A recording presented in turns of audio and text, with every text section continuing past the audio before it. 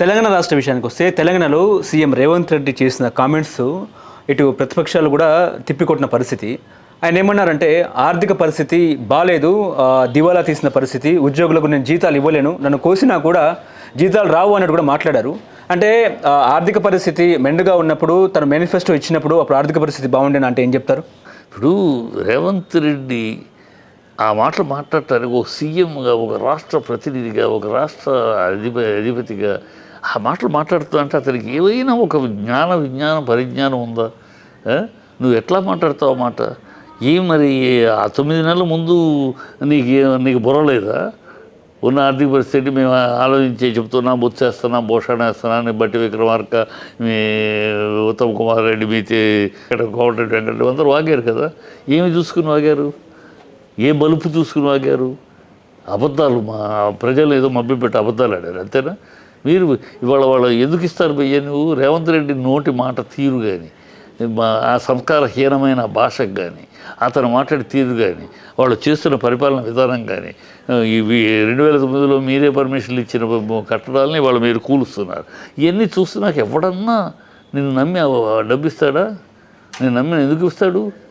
ఢిల్లీలో మమ్మల్ని చెప్పులు దొంగను చూసినట్టు చూస్తున్నారు. చూడకేం చేస్తారు? అలాగే చూస్తారు.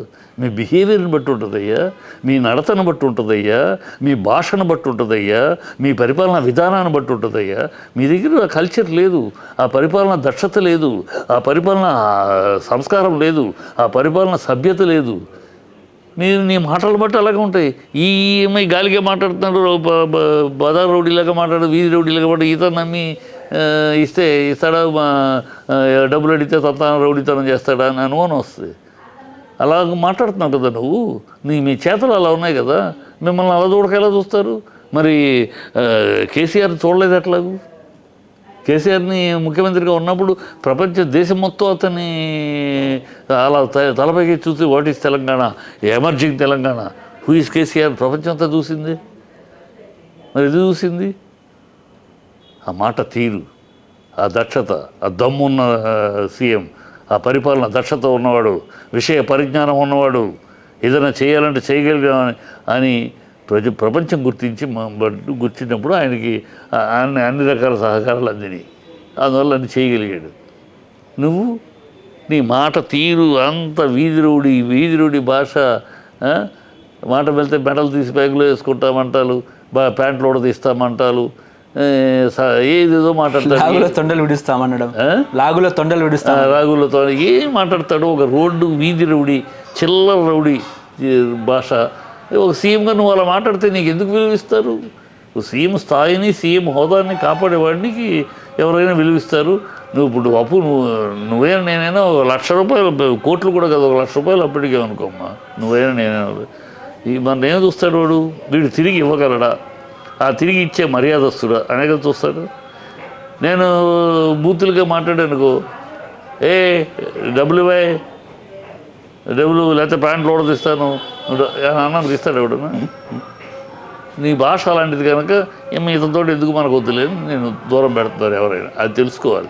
నిజం ఒప్పుకున్నాడు ఇంతవరకు. మమ్మల్ని చీ అంటున్నారు ప్రజలే కాదు, ఆఖరికి ఆర్థిక సంస్థలు కూడా మమ్మల్ని చీ అంటున్నాయి, మమ్మల్ని ఎవడో నమ్మట్లేదని నిజం ఒప్పుకున్నాడు. ఇప్పటికైనా నిజం తెలుసుకున్నాడు, అది సంతోషం. ఒకవైపు ఆర్థిక పరిస్థితి బాలేదు అని చెప్తూనే ఇంకోవైపు అందాల పోటీలు నిర్వహిస్తున్న పరిస్థితి, ఒకవైపు భారత్ పాకిస్తాన్ మధ్య అల్లర్లు, ఇటు అందాల పోటీలు. ఏం చెప్తారు దానికి? ఇంగిత జ్ఞానం ఏమాత్రం కించిత్తు లేని ప్రభుత్వం ఇది. అయ్యా, అందాల పోటీల వల్ల ఏమిటి ప్రయోజనం? సామాన్య ప్రజకి ఏమిటి ప్రయోజనం? అందాల పోటీలు ఎవడో నడుపుకుంటూ ఉంటే పర్మిషన్ ఇవ్వు, గవర్నమెంట్గా నో అని చెప్పలేము, ఇంటర్నేషనల్ కన్నా పర్మిషన్ ఇస్తాం, వాళ్ళు కట్టుకుంటారు. నువ్వు 25 కోట్లు నువ్వు ఖర్చు పెట్టవేంటి? ప్రభుత్వం ఎవరి సొమ్ము దేనికి ఖర్చు పెడుతున్నావు? ప్రజల సొమ్ము 25 కోట్లు అందాల పోటీకి ఏంటి? అందాల పోటీలు అంటే ఏంటి? ఇవాళ జరుగుతున్న అందాల పోటీలు ప్రపంచానికి జరుగుతున్న అర్ధనగ్న ప్రదర్శన. అది తొడలు చూపిస్తూ, క్లెవేజీలు చూపిస్తూ, స్లీవ్లెస్ లేస్తూ, అర్ధనగ్న ఒయ్యారాలు చూపిస్తూ, ఇది అందాల పోటీలు. ఈ పోటీలకి ఎవరికి ప్రయోజనం? ఏ సమాజానికి ప్రయోజనం? ఇక్కడ ఒక పక్క పెన్షన్లు రావట్లేదు, ఇంకో పక్క ఆటలు రాయలేవు, వీళ్ళకి డబ్బులు లేవు అంటావు. 25 కోట్లేమో అందాల పోటీలకి. వాళ్ళు ఎవడో ఖర్చు పెట్టుకుంటాడు, నువ్వెవడో నువ్వేమైనా అప్పు ఇచ్చావా? గతంలో కేటీఆర్ ఇచ్చాడు అప్పు, అది రేసుకి అప్పు, అది ఇంటర్నేషనల్ ప్రాజెక్టు, దానివల్ల బిజినెస్ పరంగా వాణిజ్యపరంగా ఉంటుందని ఇచ్చారు, అది అప్పు కింద. నువ్వేంటి ఖర్చు పెడుతున్నావు ఏంటి? ఈ బీజేపీ ఏం చేస్తుంది? ఈ మహిళా మండలు ఏమన్నాయి? మహిళా మండలు ఎగేసుకుని వచ్చేస్తాయి కదా, ఎగేసుకుని వచ్చేస్తే ఆడవాళ్ళు సినిమాలో చిన్న సాంగ్ పడితేనే అర్ధనగ్నం అని ఎగేసుకుంటూ వస్తాయి ఈ మహిళా సంఘాలు. ఎక్కడున్నాయి ఈ మహిళా సంఘాలు? ఎక్కడ దాక్కున్నాయి? ఇవాళ మాట్లాడరే? ఎందుకు మాట్లాడరు? ఏం ముట్టింది వీళ్ళకి? ఎవరితోటి కాంప్రమైజ్ అయిపోయింది మహిళా మండలు? మాట్లాడరే? ఇది అర్ధనగర ప్రదేశం మేము బీజేపీ గతంలో ఆంధ్రప్రదేశ్లో ఎదుర్కొంది, చేయడానికి లేదని మాట్లాడదే. ఎందుకు మాట్లాడరు? ఎందుకు మహిళా మండలి నోరు మూసుకుంటున్నాయి? గొంతెప్పరు ఎందుకు? అదే అతనికి సాగుతుంది. సమాజం స్పందించాలమ్మా. సమాజం అర్ధనగర ప్రదేశాల్లో అందాల పోటీలు అని చెప్పి వాళ్ళు కమర్షియల్గా వాణిజ్యంగా వాళ్ళు ఇది చేసుకుంటూ ఉంటే సమాజానికి ఏంటి, సామాన్య ప్రజలకి ఏంటి, భేదాభిక్కి ఏంటి, బిలో ది పావర్టీ లేని వాళ్ళకి ఏంటి, రేషన్ కార్డు అందని వాళ్ళకి ఏంటి, పెన్షన్ అందని వాళ్ళకి ఏంటి, ఫీజు రీయింబర్స్మెంట్ అందని విద్యార్థులకి ఏంటి, వీళ్ళకి ఏంటి దీనివల్ల? అలా ప్రజలకు ఉపయోగమైన విషయాల మీద ప్రభుత్వం ఖర్చు పెట్టాలి, ప్రభుత్వం ముందుకెళ్ళాలి. ఇలాంటి నిరుపయోగమైనది ఎందుకు పనికిరాది అర్ధనగ్న ప్రదర్శనలు చేసే దీనికి నువ్వు ఖర్చు పెట్టండి. వాడెవడో ఖర్చు పెట్టుకుంటే వాడు పెట్టుకుంటే పర్మిషన్ ఇస్తే ఇవ్వు, గవర్నమెంట్కి ఎందుకు రిజెక్ట్ చేయలేమో, ఇంటర్నేషనల్గా ఉంది కనుక మీకు ఇవ్వు. దీనివల్ల అంటే ప్రపంచ చెప్పమ్మా, ఇంతవరకు ఆయన మాట్లాడతాడు సెన్స్ ఉందా? ఇంతవరకు అందాల పోటీలు జరిగిన ఒక ఊరు పేరు చెప్పు, ఒక దేశం పేరు చెప్పు, గుర్తుందా? ఉండవు, తాత్కాలికం అంతే. ఆ జరిగిన 4 రోజులు మ్యూనిచ్లో జరిగింది, ఆ 4 రోజుల తర్వాత ఆ ఊరు పేరు కానీ ఆ దేశం పేరు కానీ ఎవరికి గుర్తు, ఎందుకంటే అవసరం లేదు ప్రజల జీవితంలోకి అది అవసరం లేదు, కనెక్ట్ అవ్వని విషయం. ఇది అప్పటికప్పుడు టెంపరీగా సినిమా చూసి ఎంజాయ్ చేయడం అయితే ఇంకేముండదు. ఓకే, దాన్ని పట్టుకుని చేస్తారంటే అది వీళ్ళకి ఇంగిత జ్ఞానం లేదు. ప్రజాపాలన ప్రజల కోసం మనం ఏం చెప్పాము, ఏమి చెప్పి వచ్చాము, ఏమి చెయ్యాలి లేదు. ఎంతసేపు వాడి దుర్భాషలాడటం, వాడిని తిట్టడం, వీడిని తిట్టడం, కాలం గడిపేయటం, పబ్బం గడిపేయటం వాళ్ళ డిఎన్ఏ అంతే. కాంగ్రెస్ డిఎన్ఏ ఏంటంటే అధికారంలోకి వచ్చామా, ప్రజలు లేదు ఏ అబద్ధాలు 100 అబద్ధాలు ఆడి వచ్చేస్తాం. వచ్చిన తర్వాత మన పనల్లా 5 ఏళ్లలో అధిష్టానానికి ఎన్ని మూటలు పంపించాలి, మనం ఎన్ని మూటలు సర్దుకోవాలి. ఈ 5 ఏళ్లలో అదే వారి కార్యక్రమం. రాహుల్ గాంధీ కూడా అపాయింట్మెంట్ ఇస్తలేరని చెప్తున్నారు కదా రేవంత్ రెడ్డి.